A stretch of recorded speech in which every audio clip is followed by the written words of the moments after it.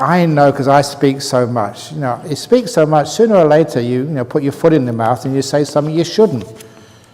And this is one of the problems. So look, the more quiet you are, the less trouble you get into. Somebody once, this was actually a British playwright, John Updike, The Secret of a Happy Marriage.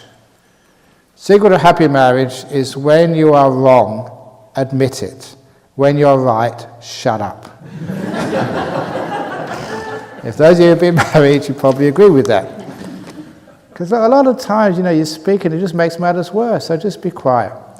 Now, one interesting thing about silence, this is a very good technique when you're out there in the world and people start getting angry at you and you shout at you. Especially it might be like a partner or a really close friend. So they shout at you, they get angry at you. When they finish, do the 15-second pause or the 10-second silence. Just be silent for a few minutes. Don't speak back straight away. Because usually what happens when someone is arguing at you and they finish, then you sort of go and defend yourself. But if you give the 10-second silence, that pause, you're not speaking. You're giving that person who's just got angry at you a chance to reflect on what they've just done. A lot of times, in that silence, they actually see that they behaved terribly, they've spoken really badly to you. If you don't give them that 10-second silence to reflect, they never see that. So it's a very skillful means. Someone is shouting, you're getting angry at you. When they finish, you're quiet for 10 seconds. Give them the chance to reflect. And then you can speak afterwards if you want. But usually in those 10 seconds, they realize what a stupid thing they've done. Silence can be very, very powerful. So, there's an old Buddhist saying as well. It is the great rivers flow silently. It is the small streams which make all the noise. So what do you want to be? The big river or the little stream? If you speak too much, your words are just like dirt. They're all over the place. If you only speak a little amount, because of the rarity of your words are like diamonds. They're a treasure. When I first came to Perth, I was number 2 monk. And that's why, just like these monks, they sit quietly. Their job is not to speak. The senior monk does all the talking.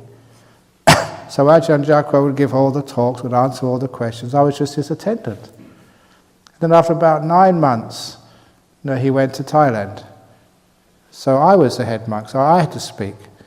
And as soon as I started speaking, this young girl, she was about 14, came up to me afterwards and said, "That's amazing, you can speak."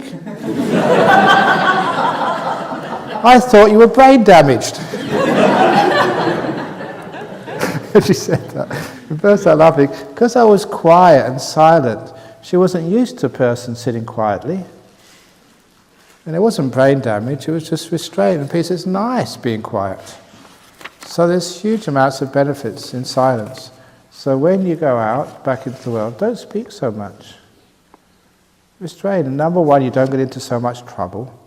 Number 2, when you do speak, people pay more attention to you.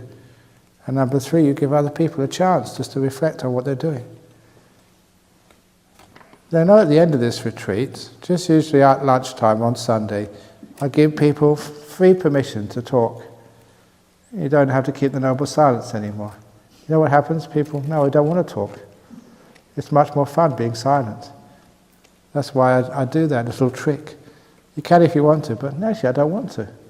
So you start to appreciate how wonderful it is being silent. And you can be friends to a person. You can smile at them. You have this beautiful sense of like good friends meditating together, like a group which cares for each other without having to speak. So you realize you can still love someone and care for them without words. And sometimes that's even more powerful than just sometimes words which are empty and you can't really believe. Silence is brilliant. Ajahn, why is